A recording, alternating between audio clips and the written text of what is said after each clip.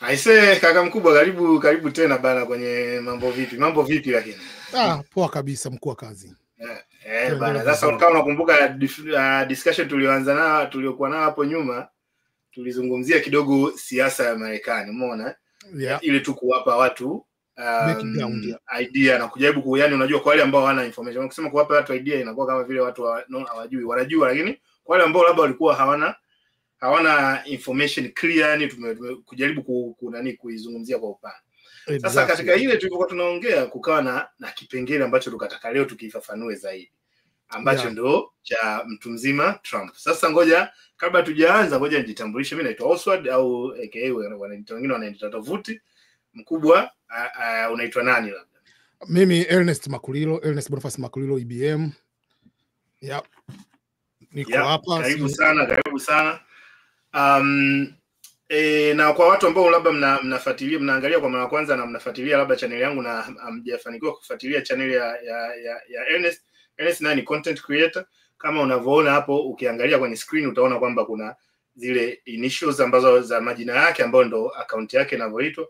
Kwa kama unaweza ukaenda kuicheki, ni mambo ya kuna channel tofauti. Kuna mambo ya kutengeneza video za YouTube, kuna mambo ya safari, kuna mambo ya DV lottery na vitu kama hizo. Kwa hiyo unaweza kaenda, kuna channel tofauti. Na ukienda kwenye channel moja inaweza kukudirect kwenye channel nyingine. Exactly, lakini hapa sana anakuja kama vile tuseme mtaalamu wetu wa siasa za Marekani. Umeona ba?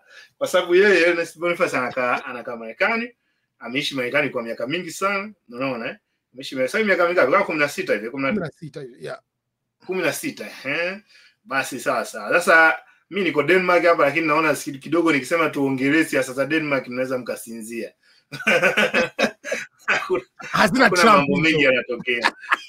Na kwa siasa za Denmark pamoja na kukaa kwangu hapa miaka 15, lakini bado naona kama vile nikisema niwaelezee mnaweza mkakuna kichwa mkashindwa kuelewa. Lakini anyway, sasa leo tunamzungumzia mkubwa mwenyewe Trump. Umeona bana? Sasa kabla ya yote nataka nianze mimi na story yangu, kwa sababu unaweza kuniuliza mimi sasa hivi kama ninaweza kuambia, yani na lala siasa na amka siasa, yani siasa ziko around me, umeona na niko na, of course niko na familia ambao wako Marekani na nini, na tunaongelea siasa na vitu kama hivyo, lakini mimi mwenyewe binafsi yani nafuatilia sana siasa, unaona ya Marekani, na namfuatilia sana Trump. Kwa hiyo na maana kwamba ninavyosema tunamzungumzia Trump, ni mtu ambaye namfuatilia, nasoma almost kila siku nini kinaendelea, unaona? Na unaweza kaniuliza vipi wewe umeanza kufuatilia lini siasa za Marekani au nani? Pia hiyo ni thanks to Trump, kwa sababu kabla ya hapo mimi ni kudonoa interested na siasa na kabisa. Na hakika watu wengi kabisa walikuwa hawako interested na siasa za Marekani, lakini Trump alikuja na style fulani ambayo ilikuwa iko so unique, ilibadilisha jinsi tunavyoiona siasa ya Marekani. Sasa unaweza kuwa unajiuliza kwamba sasa vipi? Unajua kwa sababu watu mara nyingi tukianza mjadala kama huu wanaanza kuuliza wewe unamsupport au wewe una nani, kwa sababu unajua yani dunia imegawanyika namna hiyo, si ndio? Mimi naweza nikasema tu kisiasa, kwa sababu mimi niko unaweza kusema niko kwenye mlengo wa kushoto, unaona?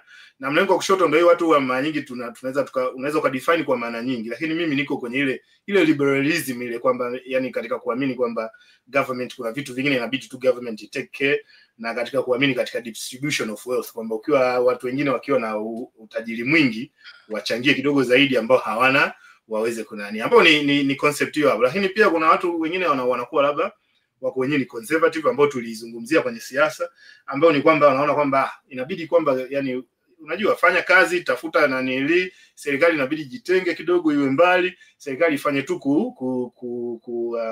kuassist kile vitu ambavyo ni vya muhimu ambavyo serikali inabidi ifanye, lakini mambo mengine hemu iachie market economy iweze kujisort out. Umeona bana? Kwa hiyo ndio hivyo, na uzuri wa hii discussion ambayo tuko nayo leo ni healthy discussion, kwa sababu mimi na bwana Ernest katika ile muongo ile tuko kidogo tofauti. Yani mimi niko maana sio far left. No, ngoja nikwambie kitu kimoja, utofauti uko hivi. Kwa Ulaya kuwa left sio kosa. Left ya Ulaya ni tofauti na left ya Marekani. Exactly. Kwa siasa ziko tofauti kwa namna hiyo. Nyie Ulaya ni tunasema ni social capitalist. Yeah. Yani kuna capitalism yenye socialism ndani, ni social capitalist. Yeah. Hii hapa ni pure capitalism. Yeah. Sasa unapokuja left ya Marekani inapingana na capitalism. Yeah. Ndio hapo sasa, ndio maana kuna discussion sasa, where you come from, in the sense kwamba when you think about left in the sense ya government na wao mengineo kwa nchi ya Jerumani, kwa Denmark, it makes sense kwa sababu ndio maisha yanavyoishi kule, population wise ni watu wachache. Lakini kwa Marekani, if you bring that one, the country goes bankrupt. Tutazungumza zaidi. Kwa hiyo ndio iko hivyo yani. Kwa hiyo yani inakuwa kuna utofauti wa namna hiyo. Sasa tumzungumzie sasa mzee mwenyewe kwanza, umeona? Kwa sababu sometimes watu wanafikiria kwamba wakimsikia Trump, unajua watu wanafikiria kwamba alianza, yani alifanya hiyo siasa hiyo 2016 yani, umeona? No. Kwa sababu inavyojulikana ni kwamba alikuwa ni real estate, mtu wa developer na nini. Alikuwa ni mtu alikuwa kwenye apprentice na nini, lakini watu hawajui kwamba yeye Trump, au tuseme familia ya Trump, imekuwa imejihusisha na siasa kwa muda mrefu. Na hiyo ni kwa sababu kwa Marekani, kwa njia moja au nyingine, ukiwa sasa kama hivyo ndio huko una build ni capitalist, inabidi ujishi nani, kwa sababu inabidi uinfluence hizo decisions na nini ili kuweza kujisaidia wewe mwenyewe. Hemu elezea kidogo hapo mjomba, historia kidogo ya nani, ya bwana Trump. Sasa huyu jamaa ni kwamba yes, ametoka katika familia ya kitajiri. Maana yake ni kwamba yes, wazazi wali contribute certain amount ya hela, akaweza kukuza industry yake na mbele kwenye real estate. Lakini kwa ujumla tunasema ni real estate na entertainment kwa ujumla. Kwa miaka mingi unapozungumzia ile New York, kama New York tunaona ile majengo yale mengineyo, kwa chile mengineyo, Trump Tower imesaidia ku create landscape. Unapozungumzia New Jersey, Trump Tower iko kule. Kuzungumzia Chicago, mtu anachaje uziwa Chicago ule nini, ni Trump yule pale. Kuzungumzia Vegas, unakutana na Trump. Kwa amebase katika iconic buildings za Kimarekani, na kama unavyozungumza, huwezi kuwa na vibali vya vile pale yale maeneo, huwezi kuwa na kufanya biashara, kuna leseni nyingi sana. Kwa lazima lobbying iwe kubwa, lazima uwe ile pale. Ndio maana kuja kukuta kwamba miongoni mwa watu muhimu, hakuwa best man pasi, lakini among the best important people kwenye harusi ya mfano Bill Clinton, mtoto Bill Clinton, ilikuwa ni Trump mwenyewe. Unaona? Yaani kama vile katika watu wanaozesha, na Trump alikuwa ni mmoja wale ile hivi. Kwa hiyo ndio maana kwamba ni aje katika mazingira yale pale. Au tukishiriki kwamba ni aje, Trump anakaa wapi sasa hivi? Anakaa Mar-a-Lago. Unaona, ambao ni Florida. Ile jengo umaarufu ile jengo ni nini? Lile jengo ilijengwa, mtu alijenga kwa niaba ya rais wa Marekani kipindi cha winter awe nakaa kwenye lile jengo. Kwa lile jengo rais wa Marekani walikuwa nakodishwa kipindi cha winter, baada ya kwenda kukaa Camp David ma winter huko, basi kapumzike Florida ambako amna nini, amna baridi. Kwa hiyo jengo lilidesigniwa kama another nitogo ni winter White House. Ndio walikuja kuuzwa baadaye. Sasa huwezi kuinunua ile jengo hivi bila siasa kuplay a big role katika masuala kwa vitu kama vile pale. Kwa hiyo ni kwamba yes, unaweza kama sio mwanasiasa, lakini Baresa Tanzania sio mwanasiasa, lakini kupewa kivuko, pewe kivuko tu hivi upeke kivuko, au kupewa, unaona, lazima siasa uongee na watu vizuri, kwa watu vizuri. Kwa hajai kushiriki kwa diwani, kuwa mbunge, kuwa rais, kuwa nani, no, lakini amekuwa ni powerful in the sense of influencing baadhi ya vitu vingi vya msingi, na hasa katika real estate na business zake katika mazingira yale pale. Hicho kitu cha kwanza. Kitu cha pili, amekuwa kwenye entertainment kwa asilimia kubwa. Kivipi? Unapozungumzia kitu cha kwanza, Celebrity Apprentice, ambao ilikuwa ni one of the biggest show, alikuwa pale karibia kila wiki unamuona kwenye TV. Kwa amekuwa ambao ni show kubwa. Then sasa hivi wamerudisha kwenye TV tena baada ya kushinda kwa mara pili, amerudishwa, wanaionyesha sasa hivi rerun yake. Ukiachana na hapo, unavozungumzia mabondia, kina Tyson wanapigania wapi? Walikuwa personal wanapigania nani, New Jersey, sio wanapigania kwenye Trump Tower. Unaona, Nevada nani huyu mpige nani UFC. Kwa nini Dana yule president wa nani wa UFC anamsupport sana Trump? Ni kwa sababu wakati hakuna mtu anaamini chile pale kwa mkosa sema kufanya ukumbi wote pale, Trump akamwambia njoo fanyia hapa kwangu, na akawa na attend somo maarufu kwa kumsaidia ile UFC kuweza kufahamika kwa maarufu kwenye entertainment. Amekuepo kule kwa muda mrefu. Unapozungumzia Miss America, alikuepo kule, masuala ya universe, amekuwa kwenye entertainment kwa asilimia kubwa mno katika kila aspect ya namna ile pale. Yes, ni bilionea ambaye ni maarufu. Kuna mabilionea wengine kina George Soros wana hela, walikuwa na, I mean, sasa hivi walikuwa na hela kubwa mabilioni, lakini sio maarufu in entertainment. Bezos, yes, ana hela sana, lakini sio maarufu kama vile Elon. Sio maarufu. Kuna mabilioni kama McCuban, hana hela. McCuban hata 10 bilioni hana 3.2, lakini McCuban ni maarufu zaidi kuliko ni Bezos. Kwa unaona kwa charisma, kuna ile mtu unakuwa na charisma fulani ambayo sasa ile charisma inakufanya hata kama wewe mfuko wako sio mrefu sana, lakini yani unajua, kwa mfano kama Jeff Bezos, yani ni kwamba ni sura tu ile tu unakuwa umeikalili, lakini yani hata ukiniambia mimi sasa hivi niigize sauti ya ni imagine sauti ya Jeff Bezos, hata siwezi kuimagine hata umeona. Kwa hiyo ni character ya mtu ambao yani kama vile tuchukulie mfano kama nani, tuchukulie Beckham ana hela, si ndio hivyo yani, lakini usimchukue Beckham na Mayweather hana hela kuliko Beckham, lakini Mayweather Marekani zima na milioni 8. Unaona muziki wake ule pale. Kuna watu wengine ni kwenye entertainment wameweza kufanya ile pale, wamecapture ile kile kitu. Unaona? Hata kama hawana ile katika ile level. Kwa ndio Trump alikuwa katika mazingira yale pale. Sasa obviously, je, Trump alishataka kuingia kwenye siasa ile kugombea pase? Yeye kama yeye, tukienda ile actual, yeye kama alivyozungumza, alishafanywa interview mwaka 87 na Oprah. Akaulizwa swali, unavyozungumza hizi taarifa, akazungumza kwamba bwana, sisi katika hii nchi sasa hivi tunapigwa sana, akazungumza hivi anavyozungumza sasa hivi. Baadaye Oprah akamwambia, inaonekana wewe unaanza kuzungumza kama campaign fulani hivi. Je, do you plan to run as a president? Akasema sina huo mpango wa kurun as a president na mambo mengi sana kufanya, ila when it reaches a point mambo nikiona ameenda mlama, I will think about it, na nikirani sintoshindwa. Ndio kizungumza ni hicho hapo. Oprah akamwandikia barua Trump baadaye, siku kigombea urais, naomba mimi niwe makamu wako. Unaona? Kumbuka Trump yuko Democrat kipindi hicho. Alikuwa Democrat maisha yake yote. Na ndio maana alitoka kumpenda, maana alikuwa popular zaidi. Ni vigumu sana mtu kuwa popular kwa Republican popular. Sababu kama conservatism sio showing off, unaona. Kwa Trump alikuwa ni popular Democrats katika mazingira na Amerika. Sasa ilivyokwenda New York, unajua yani alikuwa a proper New York. Kazaliwa New York, kulia New York, umwambie shiriki ile pale. Kwa hiyo baba wake ni ule. Ukienda kwenye mieleka, anapiga na mieleka kule na wale kina nani. Sio na mafujio yake. Obviously akamteua mke wa yule rais wa mieleka ndio waziri wa nini? Secretary of Education. Kwa hiyo unaona kwamba unachukua wale watu ambao walikuwa wapigana nao mieleka unaojiwana nao. Obviously that's how it is. Lakini sasa issue ikaja ni kwamba ni hapa. Sasa kwa nini aligombea urais? Trump gombea urais kwa sababu tu kwamba anataka kuwa rais. Ukienda back miaka ya 2011-12 kwenda 13 pale, kulikuwa kuna issue ambao obviously sasa hivi tunasema kwamba Trump ndio issue ubaguzi kidogo. Ana question Obama kama sio alizaliwa Marekani. Sasa issue ilikuwa ni hivi. Uchaguzi mwaka 2008 kati ya Hillary na Barack Obama, timu ya Hillary ndio ikaibua hoja kwamba Obama sio Marekani, ni Mkenya. Hakuwa Trump. Sasa walivyoibua ile pale, na mistake ni kwamba kwenye memo moja ya mtu mmoja ambaye rafiki wa Obama aliandika, imeandikwa kabisa pale kwamba Obama amezaliwa kule, na Obama kwenye video amezungumza kwamba alikuja Marekani kama international student.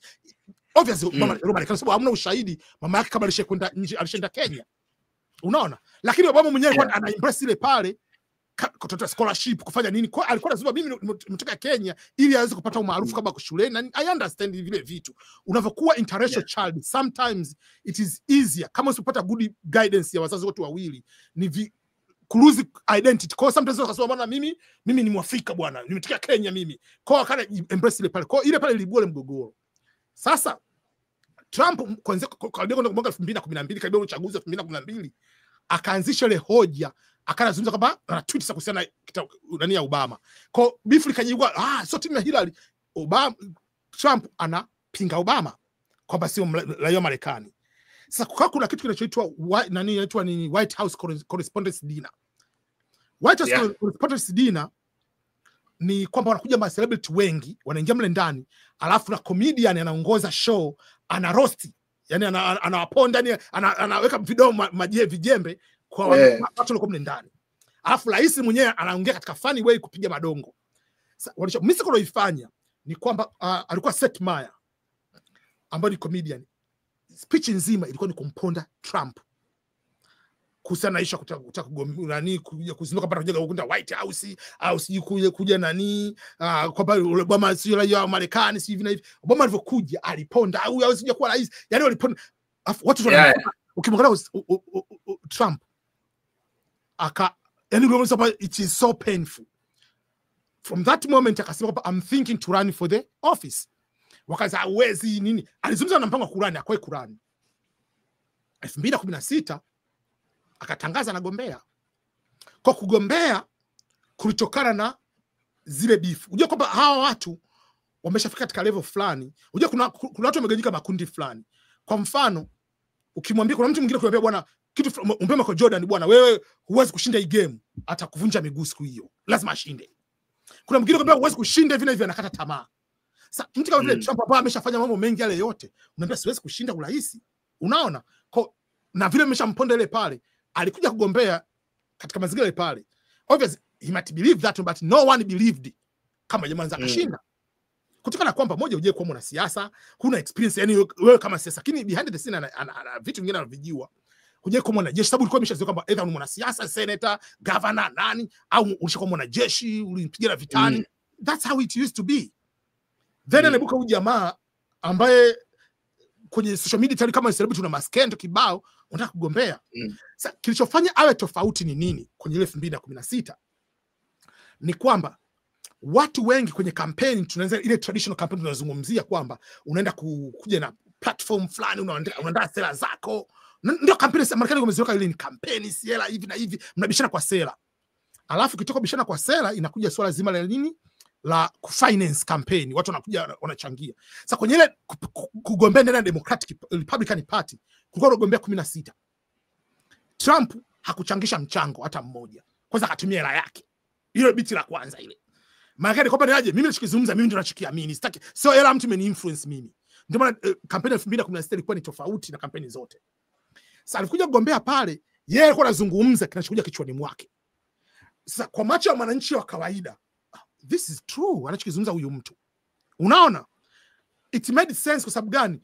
Wanasiasa wengi wanasema political correctness, kuna ile principle ya kuzungumza public. Tuchukue mfano. Kwenye debate kati ya Hillary na Trump mfano, waliulizwa swali kuhusiana na kuua ISIS. Hillary akajibu swali vizuri sana. Na ndio nataka kujibu hivyo kwamba sisi tuna plani hii hapa, akaelezea plani zote hii hapa. Kwa take out ISIS. Trump akasema mimi nitawaua ISIS. Tupe plani yako. Akasema sasa mimi nikupa plani yangu sasa hivi hapa. Hivyo nadhani ISIS hawana high speed internet. Kwamba wenyewe unachokiandika kwenye website yako wenyewe wasomi. Kwamba wenyewe wanakaa kusubiria tu uje kuwapiga, wenyewe ni wajinga wenyewe. Umeandika strategy zako zote. Mimi sikupi strategy zangu. Mimi najua hii vita zaidi ya hawa general. Mimi najua jinsi kuwapiga kwa kuwashtukiza. Kwa wewe nichagueni mimi ndio kufanya. Ukija kupiga hila true. Unaona kwamba katika jibu la kipumbavu. Unaona kwamba you don't have a plan basically. Lakini ile jibu kwa mwananchi wa kawaida, yes, kwamba wewe unaweka plan yako hapa. Hao watu wanakusubiria tuje kuwaua wenyewe. Ni wajinga kiasi gani? Unaona? Kwa hapo kuna jibu jinsi ya kucapture watu katika level ya mwananchi. Kumbuka huyu mtu anakaa kwenye TV kila siku kwenye Celebrity Apprentice kutafuta views. Kwa anajua what it sells to the normal people. Wewe mwanasiasa umezoea kukaa kwenye speech imeshaandikwa. Jamaa hasomi speech, ana tweet crazy. Kwa hivyo kuja ambayo haijaje kutambulika.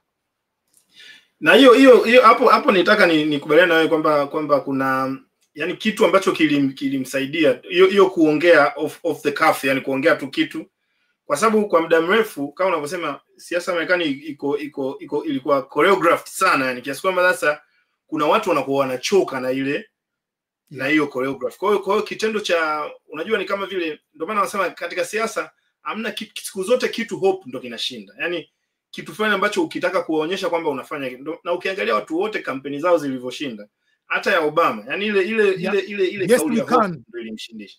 Na watu wote ukiangalia hadi Bush nani, watu wanampigia kura mtu ambaye ataleta mabadiliko, kwa sababu kuna namna fulani wanafeel wanataka walete mabadiliko.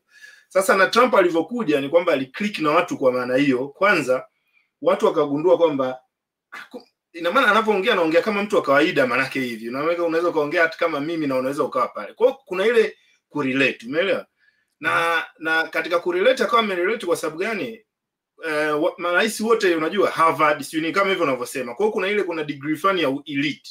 Umeona? Yeah. Kwa hiyo mtu sasa akaja ni mtu fulani wa kawaida tu. Kwa hiyo ina maana hata mtu wa kawaida anaona huyu mtu ana resonate na mimi, kwamba ina maana kwamba mimi ninaweza kuna nini. Kwa hiyo ndo ile group ya kwanza ya kumsupport, ya kumsupport. Lakini sasa mistake aliyofanya ni hii hapa. This is the biggest mistake. Alihama chama kabla ya kugombea. Yaani miaka 50 kwenda mbele alihama chama kaja kuwa Republican. Kwa mistake aligombea kama mwana Republican Party na sio Democratic. Kwa hiyo kabla tujaenda paka hapo, misimamo hoja kubwa kwa nini everything imeibuka nini? Ni issue moja, ni issue immigration. Ndio lianzia pale. Marekani haijalishi ni Democratic au Republican, wote wamekuwa against illegal immigration to the highest order. Tuanze kwanza paka pale. Ukisikiza speeches za Bill Clinton, ukiona bills zilizopitishwa bungeni kipindi cha Bill Clinton rais, bills ambazo zilizopitishwa bungeni kipindi ambacho ni Obama yuko rais, ukiangalia number of deportations zilizofanywa na Obama ni next level. Yani kwamba mpaka unashaka hivi Obama wanasema asili ya Kiafrika, hivi ni kweli huyu jamani kweli, mpaka alikuwa anatoa deportation. Kwa it was next level. Lakini sasa huyu jamani alivyokuja alichokifanya alikuwa na copy, kwa sababu sio mwanasiasa, ana copy na kupaste baadhi ya speeches za wale watu, lakini wakamchangia. Na tofauti ni kama hivyo ulivyosema, ni kwamba yani tofauti kwa sababu Trump ni media person, umeona. Kwa hiyo na Trump mimi utani correct kama nakosea.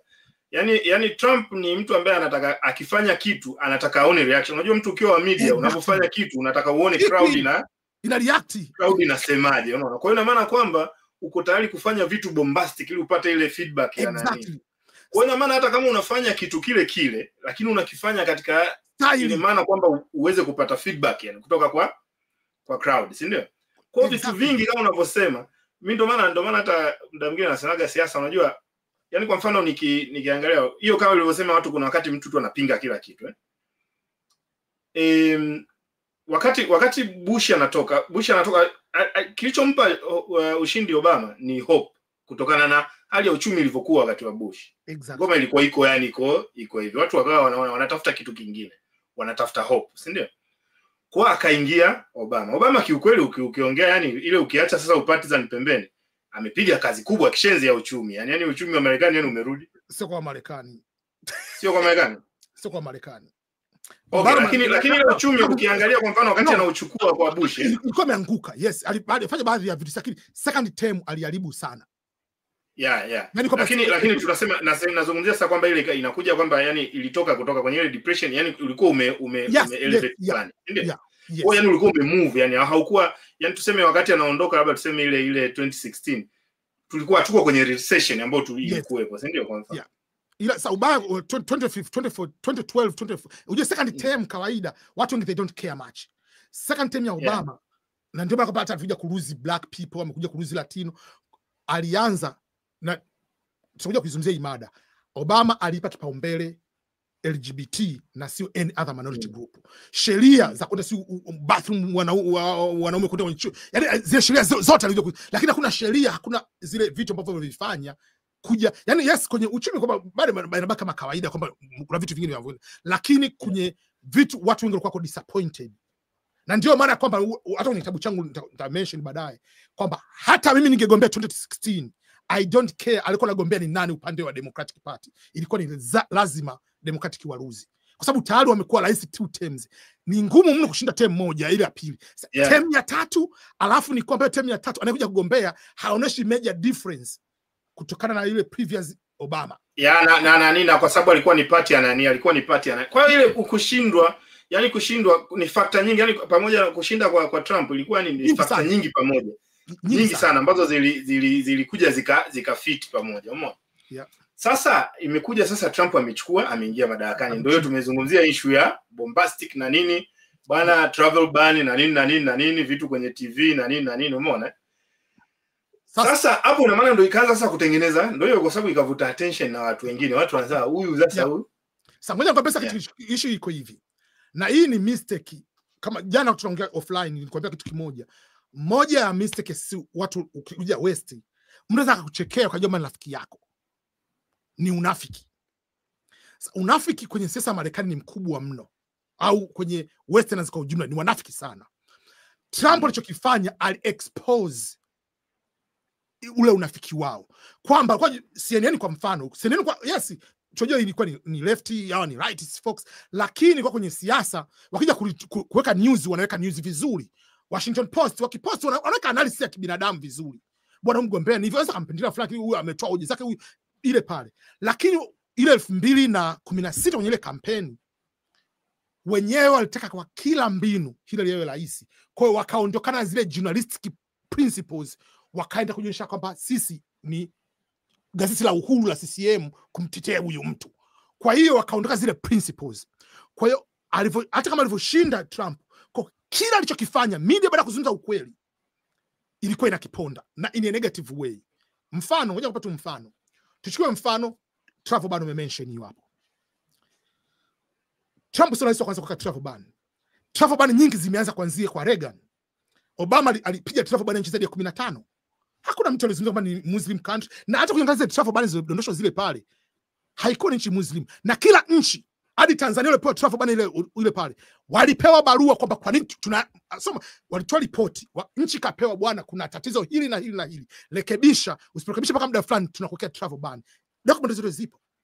Lakini ulivyoja piga travel ban, Muslim travel ban. Obama Iran kwa travel ban ni kila wakati. Hata sasa hivi juzi tu wameweka travel ban nyingine. Burundi kwenye travel ban. Sababu kubwa unaambia 30% mnakuja kumnazamia. Watu wameandikiwa vitu viko clear. Unaona? Lakini kwamba tunavyosema travel ban inakuja ni Muslim ban walivyobadilisha. Lakini hizi nchi zote Bama, sijui nini, kasoro nchi 2-3 tu walivyoongeza zile pale. Lakini nchi karibia zote ziko kwenye travel ban, zishapewa travel ban before. Na sababu ni zile zile za usalama. Tuchukue mfano, yes Trump ana ukichafu katika kuongea, yani kwamba hana zile ile kuchuja baadhi ya vitu vinginevyo. Lakini media zina kama kwa sababu kuna ile prejudice kwenda kudanganya, inakuwa ni tatizo ile pale. Unaona? Obama alikuwa ana uwezo, ana charisma ya kuongea, ukimpa speech akiongea anaongea style fulani ile pale which is good. Lakini kwa kipindi akiongea vitu vingine it doesn't make sense. Nikupa tu mfano. Lakini hapo ngoja kidogo hapo. Kwenye hiyo media kwa mfano. Yeah. Uone kwamba kuna disconnect fulani, kwa sababu ukiangalia kwa mfano left wing wenyewe wanaona kama vile ile sasa kwa 2016 na nakubaliana na wewe kwa mfano 2020 na kuendelea 2016, kwa sababu media zilikuwa na zenyewe stand, zilikuwa zielewi jinsi ya kureact na Trump.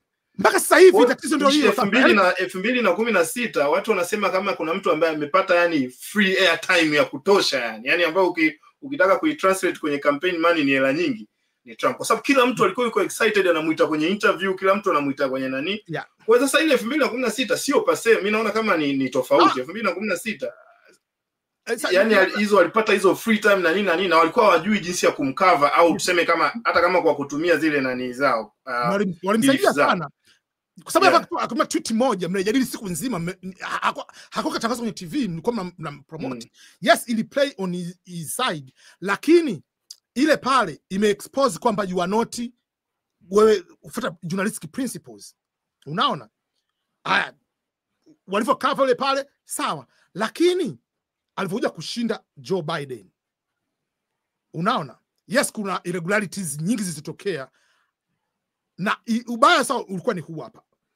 Yes, I believe Trump alishindwa, mimi kama mimi, lakini hawakuallow wananchi, hawakuallow mgombea kupresent irregularity. Wanasema umepinga wewe, unatoa election denier, lakini Hillary mpaka leo hii hajasema kama amekubali matokeo mpaka leo hii.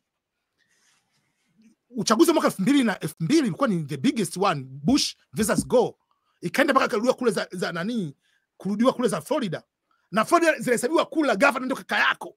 Unaona, alishinda kwa kula chache sana Bush, lakini ilienda mpaka mahakamani.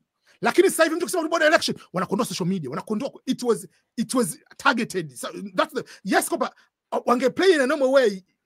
Trump ndio maana something kwamba watu kaanza kuruzi kwamba focus kwamba no, this is becoming more personal. Ile fake news ikaanza kuonekana pale, kwa sababu ni kwamba kuna vitu vingine, ndio maana hata sasa hivi unaona kina Jack Tapper wa CNN wanatoa kitabu kwamba Biden alikuwa anaumwa, kumbe ni kweli, yani mko mjui.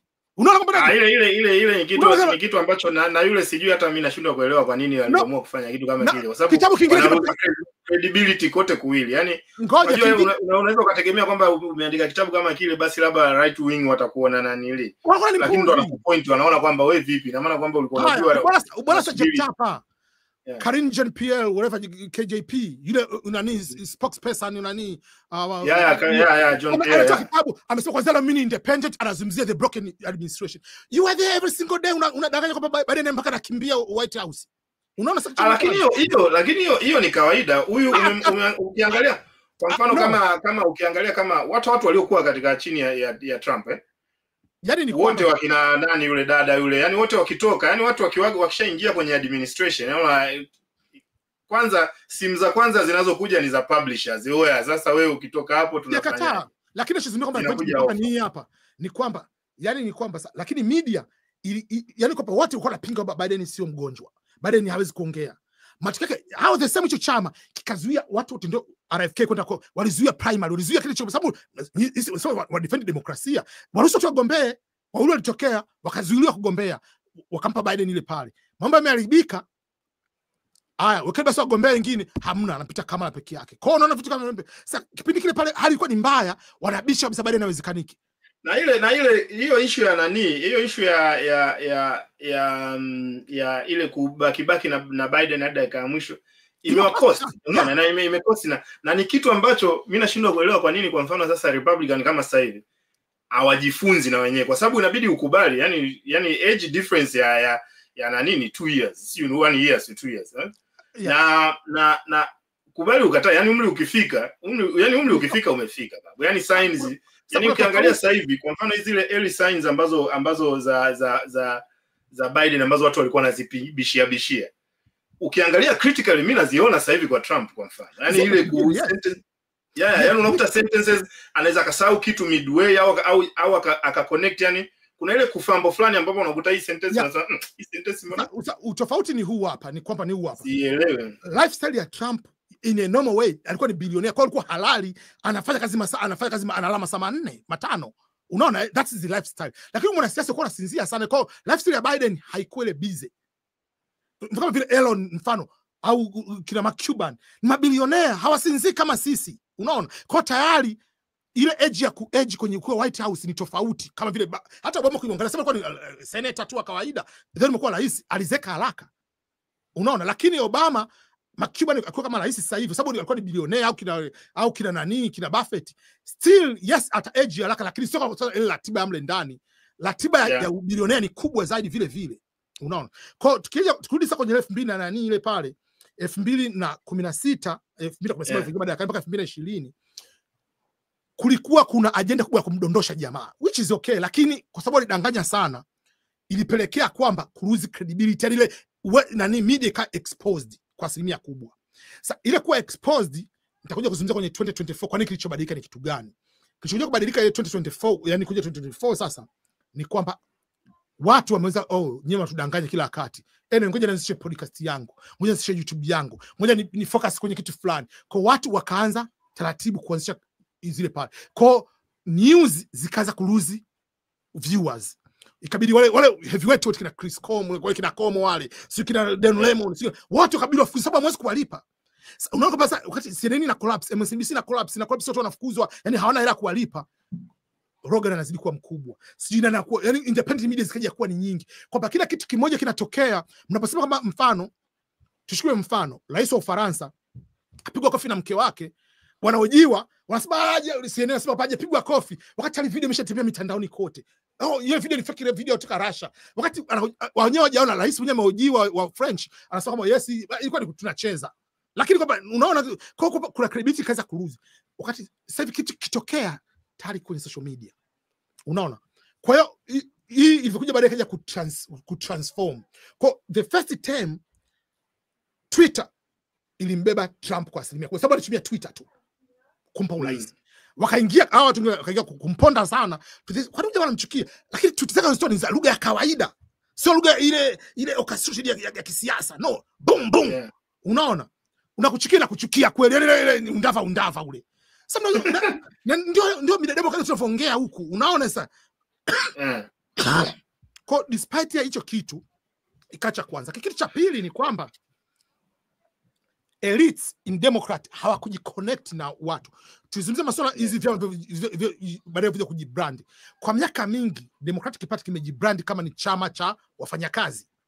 Ila sasa hivi kimeondokana wafanyakazi, tunaamua ma elite fulani na mgombea afanye nini. Kwa hata kupiga kampeni, Hillary aligoma kwenda kupiga kampeni Wisconsin. Hakuna kupiga kampeni Michigan. Hakuna kupiga kampeni nani Minnesota. Kwa nini? Huko tunashinda sisi. Akaenda kupiga kampeni California ambapo ni jimbo taluna ulishinda. Matokeo yake nini? Ndio ile tuliongea hapo nyuma. Lakini sasa unaonaje kwamba sasa hivi kwa mfano kama hiyo umezungumzia kwa chama cha elite na nini? Umeona? Yeah. Yaani ukiangalia mimi view yangu ukiniuliza ni kwamba Democrats naona wana vitu vingi sana ambavyo vinamzungumzia yani ile nani working class person na nini yule mtu wa kawaida. Kitu kimoja hawajui jinsi ya kujibrand. Unaelewa? Sasa hivi tofauti hawazungumzii hivi. Sasa hivi ni kwamba sasa hii ni kwa ni kama ni vision kwamba naona kama ni tofauti yani kwa sababu ukiangalia nilikuwa naangalia juzi list ya nilirudi nyuma yani nikaangalia zile Great Depression au yani economic catastrophe zote zilizotokea Marekani na nani alikuwa president, yani policy gani zilikuwa ziko enacted. Yeah. Katika zote 12 nadhani ni moja tu ndo alikuwa rais Democrat. Yani zingine zote yani ukiangalia ilikuwa ni kwamba yani anakuja president ambaye ni Republican, ngoma ina crash, anakuja president ambaye ni na at the same time kuna vita. Ndio sababu Republican kulikuwa kuna vita. Republican wanapigana vita. Yeah, okay. Hiyo sikuangalia hiyo issue vita. Wale wanashindwa kuibrand. Naona kama vile wanashindwa kuibrand wakati Republicans yani wako vizuri. Unajua wako so outspoken about talking yani ile kuongelea kuhusu kwamba namsaidia na nili yani mtu wa kawaida. Lakini ukija ukiangalia kwa mfano hizi yani kwa mfano hizi bills ambazo zikipita kwa mfano kama hizi za tax cut na nini, kiukweli ukiangalia unakuta yani pia watu ambao ni matajiri yani wanafaidika kwa sababu yani inakatwa, lakini kwa sababu then wanasema kwamba the idea ni kwamba tunataka iwe trickle down economics ili kwamba yani hao watu wakifanikiwa ndio. Wewe unaizungumziaje? Hiyo ni Democrat wanazungumza, lakini bili haiko hivyo. Unaona ubani huu hapa. Yani ubani kwamba nitarudi nyuma kidogo. Yes, Democrats ilikuwa inazungumzia vitu ambavyo ni direct kwa mwananchi. Kwa nini wanazungumza vitu vya mbele pale? Ngoja kurudisha nyuma kidogo utofauti wa Democratic na Republican. Mpaka kufikia 30s going to early 60s. Any 40s whatever, asilimia kubwa ya black people walikuwa ni Republican. What changed? LBJ yule raisi alisema naandaa system ambayo black people will forever use anyway, lakini watapiga kula kwa Democrats mpaka maisha yao yote. Sasa yes, kuna vitu ambavyo vya msingi vilianzishwa, lakini ukija kuangalia miaka ya 60 kwenda 70 mpaka 80 ni kwamba asilimia kubwa welfare zilianzishwa program nyingi, na ndipo ambapo baadaye kaja ma system mengi ambayo yakatoa incentive ya single parents kwenye black families. Unaona?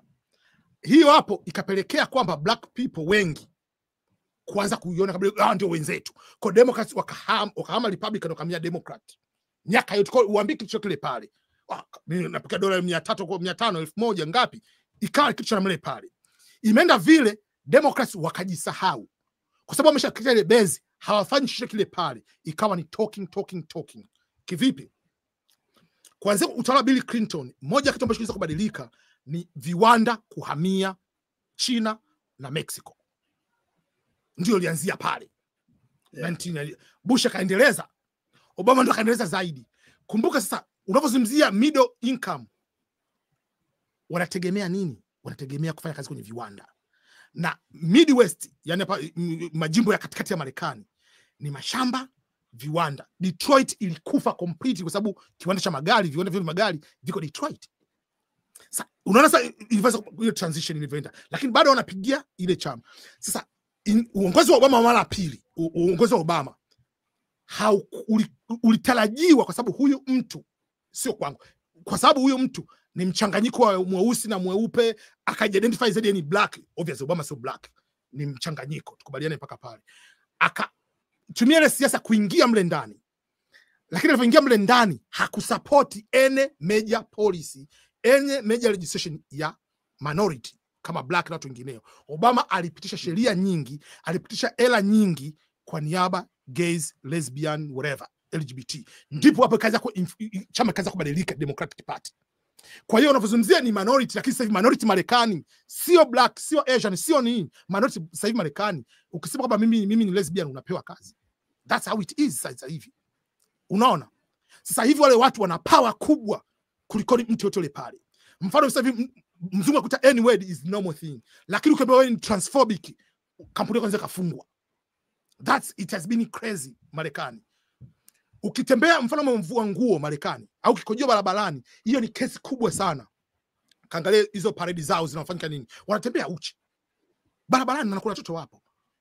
Kaangalia vitabu vinapelekwa shuleni. Sasa unasema bwana vitabu hatujakataa kisiwa kitabu cha shule, unazima kitabu cha kufanya mapenzi na picha za kufanya mapenzi yenyewe kwenye kitabu cha mtoto wa primary darasa la pili. Unaona sasa kwamba yes wanazungumzia minority, lakini minority gani sasa hivi wamelose ile focus. Baada ya kuzungumzia swala la kiuchumi wamebezi zaidi kwa moja kwenye LGBT kama ndio central issue.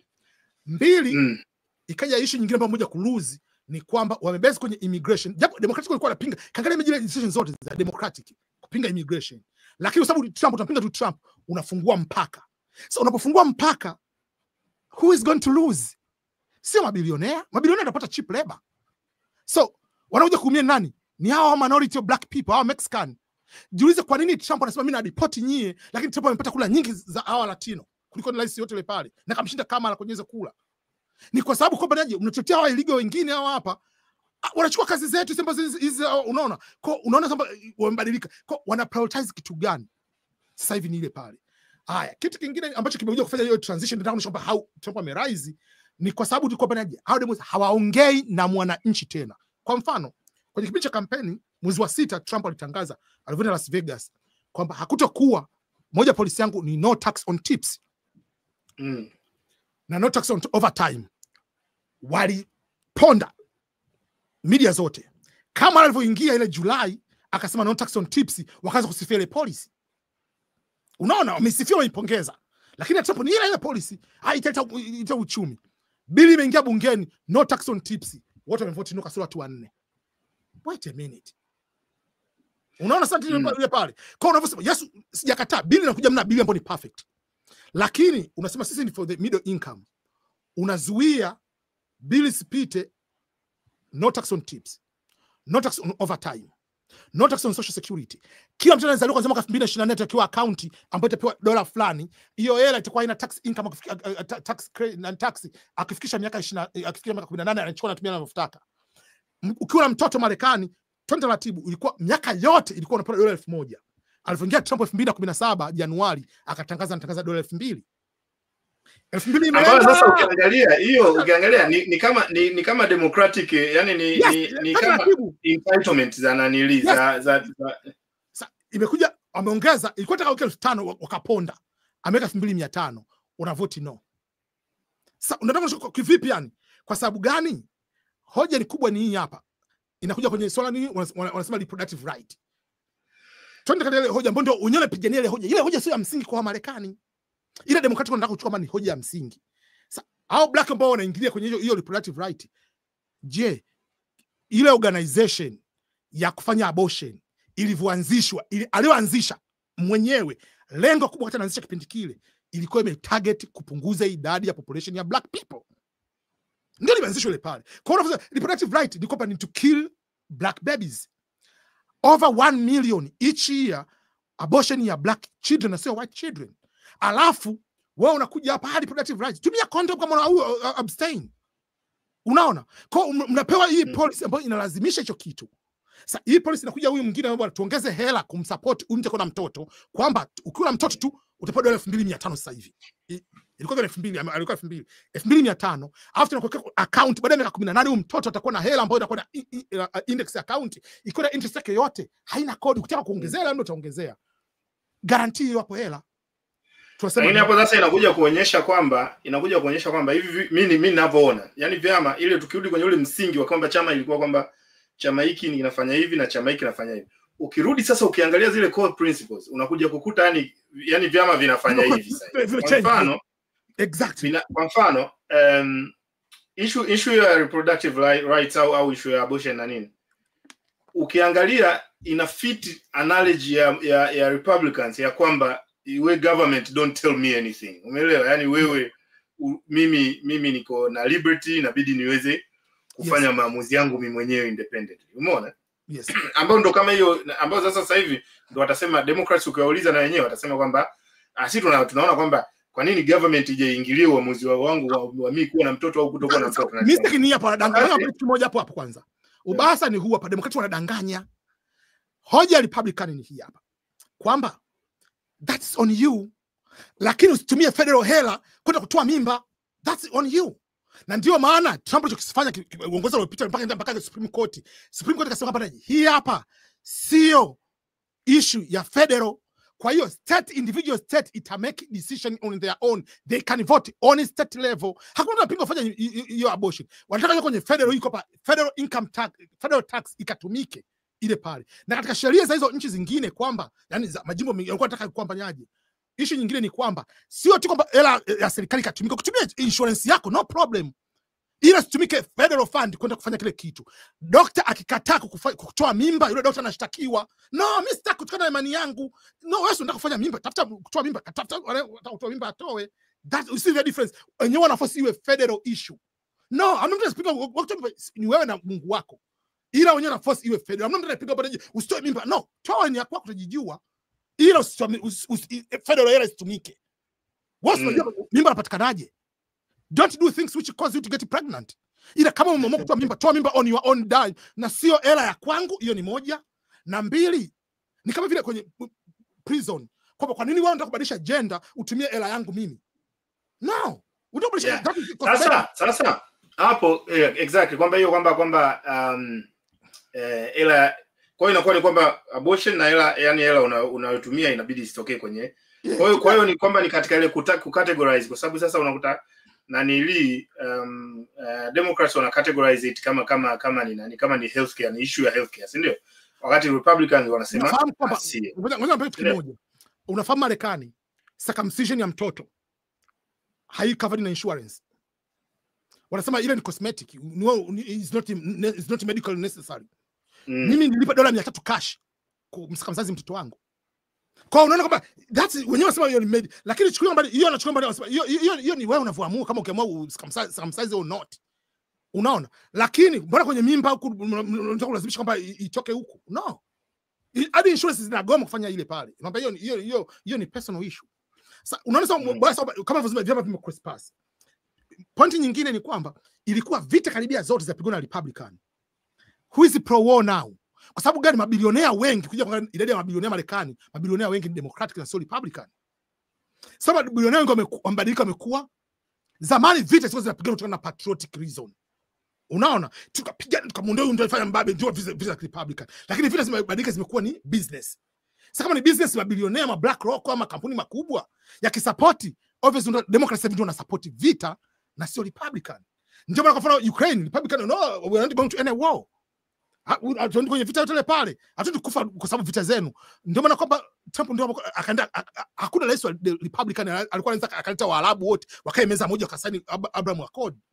Kwa ngoma imebadilika kwa sababu hao jamaa sasa hawataki vita.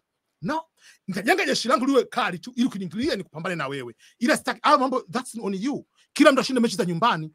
Kwa imebadilika. Kwa Democratic sasa hivi wana support vita, Republican wana support vita.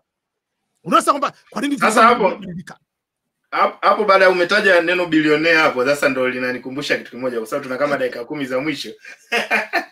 Kwa sababu kama kawaida tunajua mabilionea na influence zao kwenye nani. Sasa kuna huu mjo ndugu yetu bwana, yani akaingia mzee mzima au kutoka hapo chini bondeni hapo.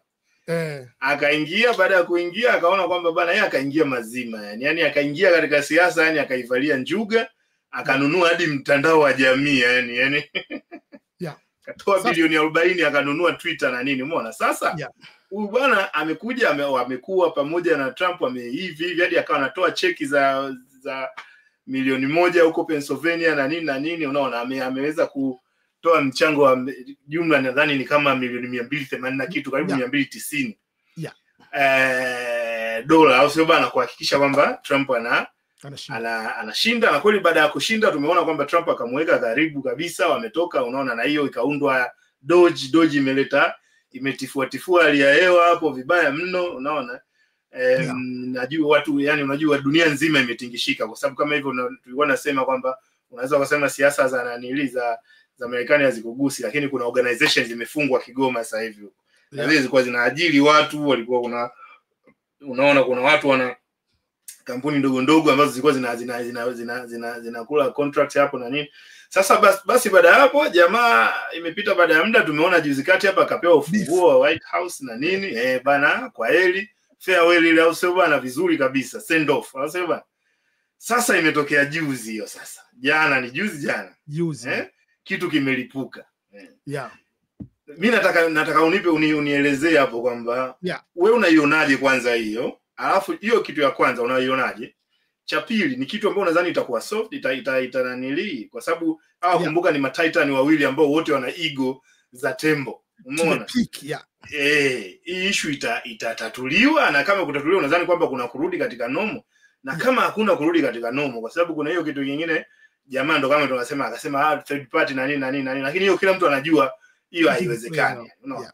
Lakini jamaa ana unlimited checkbook, unajua kabisa, na tunajua kabisa kwamba hela zina impact kwenye chaguzi, si ndio? Yes. Kwa je, kama akiamua kwenda kweli ile ngindi akaamua kwenda kusupport nani wapinzani, inakuwaje? Kwa hiyo sasa hizi dakika hizi za mwisho hizi zinakuachia yani uwanja yani ushushe madini, uclose yani na madini. Hiyo ni issue moja nzuri sana. Sasa tuanze kwa kitu cha kwanza. Elon Musk amekuwa ni Democratic Party mpaka Julai 13 2024 alikuwa Democratic Party. Amekuwa anachangia Democratic Party, amekuwa sera zake sio Democratic Party. Hiyo kitu cha kwanza tukubaliane mpaka hapo. Elon hakubaliana na Trump kwenye mambo mengi sana. Hakubaliana na Trump. Vichache wanakubaliana sababu wote mabilionea. Kuna baadhi ya principles za kifedha wanakubaliana. Baada ya Trump kupigwa risasi Julai 13 Butler, Pennsylvania, ile pale ilipelekea Elon day after kusema kwamba na mimi namsupport Trump, I'm endorsing him for president. We know endorsement means nothing. Tuanze kwanza pale. Tunajua masuala ya hela. Kwa sababu kwenye mwaka 2000 miaka ya nyuma Hillary Clinton alikuwa endorsed mpaka na former presidents ambao Republican walimsupport Hillary, lakini alishindwa. Kwa endorsement mean nothing. Hela it has something. Hicho kitu cha kwanza. Kwa alivyokuja Elon alikuja mzima akasema anataka kusaidia kwa niaba ya kutaka kuhakikisha kwamba Trump anashinda. Kwamba Democratic wamevuka stage ya uonezi mpaka anataka kumtoa uhai huyu mtu. Ila sio kwamba alikuwa anakuja kusupport Trump in terms of support Republican and believe in the principles of Republican. Nimekuja tu sababu hao jamaa muone huyu mshikaji sana, bilionea mwenzangu, to the extent ya kumtoa uhai, ngoja nimsupport huyu jamaa katika mazingira yale pale. Obviously sera zake zingine zina dini biashara. Unaona? Kumbuka sera zingine za Democratic ni more red tape. Tofauti na ile pale. Na kipindi hicho kilichoendelea, Elon baada ya kusema anamundozi Trump, wale watu wa NASA kwa kule angani wakazulua wakashindwa kurudisha kwa sababu talumisha msupport huyu mtu utampa mileage. Kwa hiyo walikaa kule kwa sababu za kisiasa. Then baada ya hapo Elon akaanza kutoa hela kwenye ile pack ya Republican na kwenda Pennsylvania kupiga campaign. Trump ni mtu ambaye ni generous. Kama tunavyozungumza kwamba kwenye siasa mtu akicontribute hela obviously ana sauti. Unaona? Kwa Elon akajaribu kumpata interview na Trump nini kani big interview na vitu kadha. Trump alikuja kushinda. Obviously mazingira yote Elon mpaka alikuwa anakaa Mar-a-Lago pale anakaa kwenye White House nini, yani they are big bros ever you can never imagine. Unaona? Wameenda vizuri. Katika hali ya kawaida mafari wawili hawakai zizi moja, especially kama mmoja asipokubali kujishusha. Na hapa kujishusha ni Elon Musk. Kuna watu wengi walikuwa wanataka kuwa separate hawa watu wengi, Lakini ukitaka kuseparate, watu wengi kaanza kumpa kichwa Elon to think that yeye ndio alisababisha watu wampigie kula Trump. Unaona ile pale? Kwa kichwa kaanza kumzidi Elon. Elon alianza kuwa powerful more than the Secretary of State. Kama mshise behind the Rubio au yani Elon alikuwa kipo sehemu hakuna vya hadi wakavutana, nasikia wakavutana mashati na Besant na nini kwa hiyo White House. Kwamba wakiwepo pale Vice President Trump alifanya ungwana mkubwa sana kumpa ile power kubwa nene Elon kuliko ni access ya mtu yote ile pale. Ama kibinadamu yes ametoa milioni 200 ile pale. Bla bla bla. Sasa obviously Elon amevuka mipaka. Alivuka mipaka kadhaa. Ukiachilia mambo ya kuvuka mipaka, lakini obviously kibiashara unaweza kusema kwamba Elon ilimwathiri waweza kuchoma magari nini. Haijamwathiri kitu kile kwa sababu gambe kwanza moja magari yote yalichoma pale yana insurance. Analipwa. Unaona? 2 ni kwamba zile hisa zilirudi tu pale juu baada ya siku 2-3 zikarudi, lakini access ya kwenda kule Uarabuni unapelekwa na rais na wale wanajua sasa wewe huyu ndio the only person akimwambia rais anaweza kusikia pale. Kwa Elon imempa access ya mambo mengi sana. Unaona twende paka pale.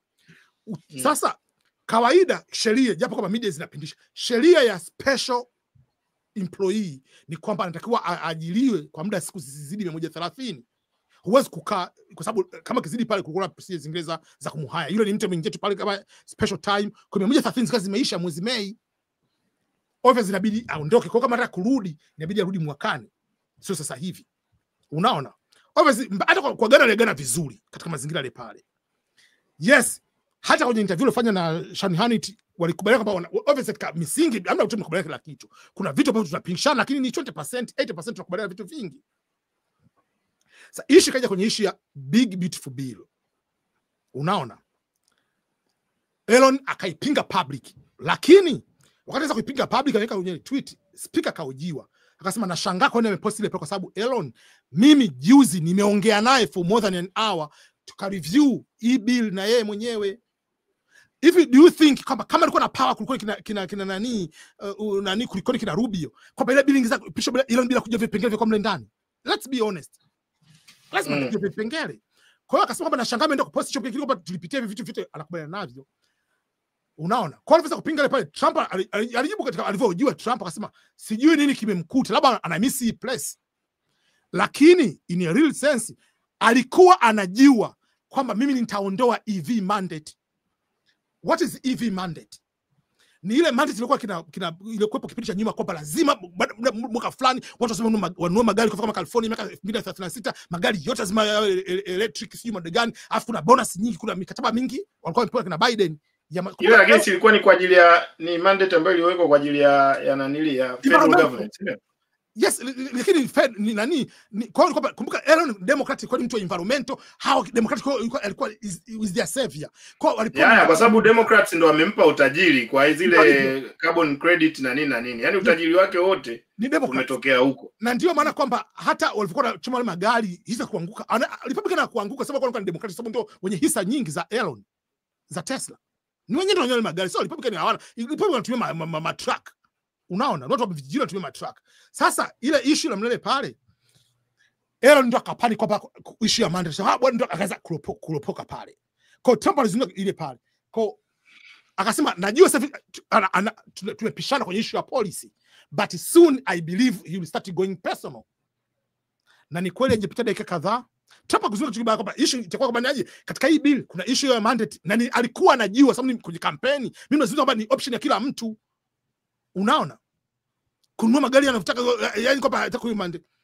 Elon ndio kaanza katika vitu vyote. Alizungumza vitu vingine is okay. Kuna swali umeuliza kwamba je, are this going to be back? Alizungumza vitu viwili ambavyo for ego hata ningekuwa mimi it's over. Kwamba you could not win this election without me. Let's go a minute. Pennsylvania, yes, Elon alitoa hela. Lakini kuna mtu mmoja ukienda kwenye anaitwa Scott Parsley. Ni jamaa mmoja, dogo mmoja hivi, ni gay whatever. Huyo jamaa alihama mji unaoishi akaenda vijijini Pennsylvania kwa ile society ya mahamish wale wanatembea bado vijijini wale. Aliwaandikisha zaidi ya 200,000 manually, mkono kwa mkono. Wale ndio wamesababisha Trump ashinde uchaguzi. Manually. Na yule jamaa akaenda sasa amehamia New Jersey. Sasa hivi tunazungumza anaishi New Jersey, anaandikisha early voting, na ile ndio big change. Yes, hela zako zisaidia, lakini watu walishinda wengi ni vijijini, wale amsho wapigaji kula. Unaona, kuna ukienda kwenye ukienda kwenye YouTube au ukienda kwenye nini ukienda kwenye Twitter X, andika Charlie Kirk. Huyo jamaa organization yake muda zaidi ya miaka 6, yenyewe kazi yake ni kuzunguka campus to campus kwenda kuargue na wanafunzi. Na wanafunzi sasa hivi kaangalia, kila mwanafunzi anavaa red hat na make. Huyu jamaa amesababisha Arizona Trump kushinda kwa asilimia kubwa. Kwa kuna watu ambao wamededicate maisha yao katika underground movement. Yes, sasa kama ni issue ni hela, how did Trump won 2016 kwanza? Alishinda akiwa na hela robo ya Hillary Clinton. 2020 alishindwa. 2024 unaona, Kamala achana Biden, hela Biden ambayo alipiga kampeni tayari miezi mitatu alitumia over 1.6 billion. Trump hajafikisha hata bilioni 800 kampeni yake yote. Unaona, Trump ameenda kwenye kampeni kwenye hizi podcast kwa hajalipa mahela mengi. Kwa unaona kitu kama pale. Lakini Elon umekuja lini kwenye Trump? Umemsupport lini hiyo Trump? July 13 ndio amepigwa risasi. Kwa hiyo ile end of July ndio mmoja kumsupport Trump, umeweza kutoa hela yako. Mpaka wewe unaonaje sasa atakuwa na impact yeye nani, yani Elon kwa anaweza yani kwa mfano zinakuja sasa hivi midterms na nini. Sasa je, nadhani kwa anaweza ka reconcile kwanza. Kwanza yani chachapo anaweza ka reconcile, na je kutakuwa na impact yoyote kama nini? Ni kwamba ni aje? Elon reconcile wanaweza, but it's not going to be the same as previously. Na utakuamini kwamba nani anamhitaji mwenzake sasa hivi? Trump is not running 2026. 2028 is not running. Midterm hata akiluzi bado ni rahisi. Ile bifu la mimi na wewe. Hata wakiluzi wengine is the president mpaka 2028. Haya, vile tukiashiria hiyo mpaka 2028 bado ni rahisi. Lakini kitu cha pili ni hiki hapa. Nani anamhitaji mwenzake sasa hivi? Trump hakuhitaji Elon. Elon anamhitaji Trump. Na ukitaka kuprove hivyo, kuna mtu mmoja kwenye zile comment baada alimezungumza ile pale, Trump akawajibu. Comment moja, bwana mambo unafanya hivi na hivi. Trump akasema nani, Elon agree kwa parabidi akae kimya. Bill Ackman ambaye ni bilionea akasema tunawahitaji wote hivi na hivi, please stop. Amesema bwana yes that's a good idea. Kwa nani ile pale awapiga simu, kuna habari za walipiga simu nani, Trump amegoma kuongea na Elon. Amesema I have no problem, I have so many things to do as a president, na mweche na peace. Leo asubuhi kuna tweet ambayo imepostiwa ya nani, yani ya nani huyu ngoja vice president alichokizungumza na JD Vance. JD amezungumza nani kitu kifuatacho. Ngoja 1 second. JD amezungumza kwamba Elon inabidi cool down hivi katika mazingira kwamba ni aje, tuna mambo anasema kwamba ni good idea. Kwa Elon sasa hivi anabidi anamhitaji Trump kwa sababu good amebugi step, kwa sababu sasa hivi you don't have that access kupiga simu kupata hizo access ya vitu la rais. Yani ni kwamba hata Tanzania uwe na hela namna gani, sio tu Tanzania, president is a president my friend, is a powerful person in that country. You can assume na maana kila namna gani, but the influence of the president is something else. Sa uli president, so president ni bilionea kama wewe. Yes, wewe una bilioni nyingi zaidi, but is not going to back down kwa sababu yako wewe.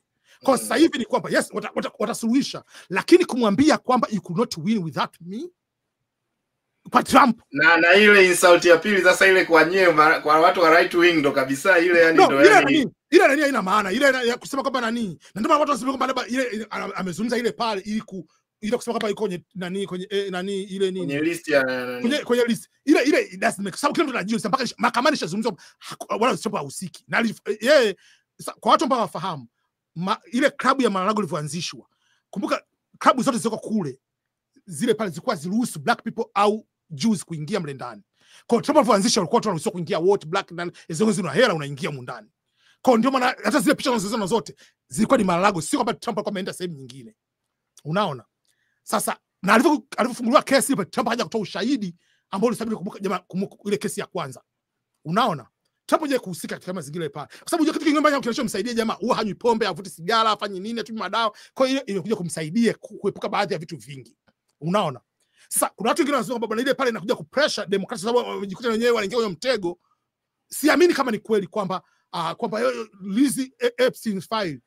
Kama ni kweli hivyo, nataka kuniambia kwamba mmetaka kumuua huyu mtu, mmemweka kwenye impeachment, mngekuwa nayo silaha kwamba jamaa mnajua walikuwa hizo document, kama jamaa mhusika kwenye Epstein wangemdestroy vibaya mno. Kwa hiyo sio kweli.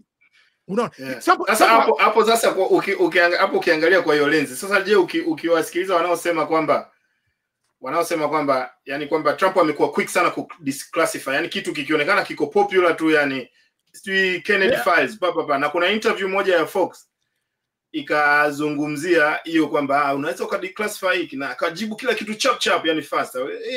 Hiyo ni shadi declassify. Afika Epstein file akafikiria akafanya afu akaelezea kwamba bana anasema kwamba ila hiyo itabidi niwe makini kwa sababu majina ya watu na nini. Sasa critics wanakuja kujiuliza, wanasema kwa sababu sasa wewe bwana Trump, mbona wakati wa nani ulikuwa yani unatoka na vitu unavitoa yani fast kwamba bwana wewe na confuse na hivi, kwa nini hii hapa unaitetea? Kwa sababu gani? Mfano assassination ya Kennedy haikuwa na mtoto. Kuna sheria za watoto ni child protection hapa. Kwa yes, sio kwamba classify kwamba kila kitu kitoke, majina lazima iwe blocked. Kwa ndio kitu kama hicho. Na ndio maana wanavyozitoa lazima kuna utofauti wa kulilizi zile pale. Kennedy is just like okay, nani amemuua huyu mtu? Ni watu wakubwa. Unapozungumzia Martin Luther King, unazungumzia katika mazingira ile pale. Kwa kuna yeye utofauti ile pale. Lakini kwa katika mazingira ya kawaida, kama kwa sababu nani anakuwa anapinga document zisitoke? Ni Democratic miaka yote. Kama ungekuwa na hii information ni nuclear, kwa nini wamekaa nayo muda wote huo? Mpaka wametumia Eugene Carroll, wametumia hivi vitu vyote kwamba na tulijua mpaka kila mtu anaingia mle ndani anajibu picha Bill Clinton iko mle ndani, unaona. Kwa hiyo ni kwamba kuja kuangalia itakaje kumwathiri zaidi ni Democratic, ndio itakuja kuathiri kama wakirelease kila kitu, unaona, na sio Trump hata kidogo. Ila tu kwamba hii issue kubwa na sana kwamba issue ni kwamba kuna mwandishi mmoja wa habari ambayo ni Emax whatever amezungumza kitu nani Como service amehama network, amezungumza kitu cha msingi sana. Kwa nini Trump amekaa kimya kwenye issue ya Epstein? Kwa sababu ana perfect case ya kumsue Elon kuchukua hata bilioni 200. Kwa sababu zile criteria zote za kuonyesha kwamba wewe umetoa hii hapa kwa niaba kumdefame mtu fulani, zipo zote ziko criteria zote. Na ndio maana Elon mgudu amemess up. Ndio maana ameweza kupiga simu White House kutaka kuongea na Trump. Kwa sababu Trump akaenda kusue atachukua hata bilioni 200. Atachukua, atashinda sababu kesi iko clear cut. Kwa sababu tu umemess up. Kwa sababu hayumo, lakini unajua kama hayumo, lakini umetoa ile statement for the purpose of kudanganya. Unaona wewe pale. Kwa sababu tupo ushahidi yumo. Sasa wakaja maana kama ile nani ambayo mara nyingi sasa inakuaga tena ni kwamba ile kwa Marekani wanasema ni freedom of speech. No. Freedom of speech ipo, lakini kuna kusiu. Ngoja tu mfano. Unafahamu kwamba mwandishi wa habari George Stephanopoulos whatever yule alisema katika comment kwa anamhoji mwanamke mmoja mbunge nani Masi whatever, akamwambia Trump kwa sababu huyu mwenyewe ni mbakaji, walishtakiwa wenyewe na network yao, wamemlipa Trump dola milioni, wameamua kuset kwa dola milioni 15. Milioni 15 kisa kumwambia Trump ni mbakaji. Unaona pale Trump ameshinda kesi nyingine tena ya Twitter, ameshamlipa milioni 20, Facebook amelipa milioni 20 zingine.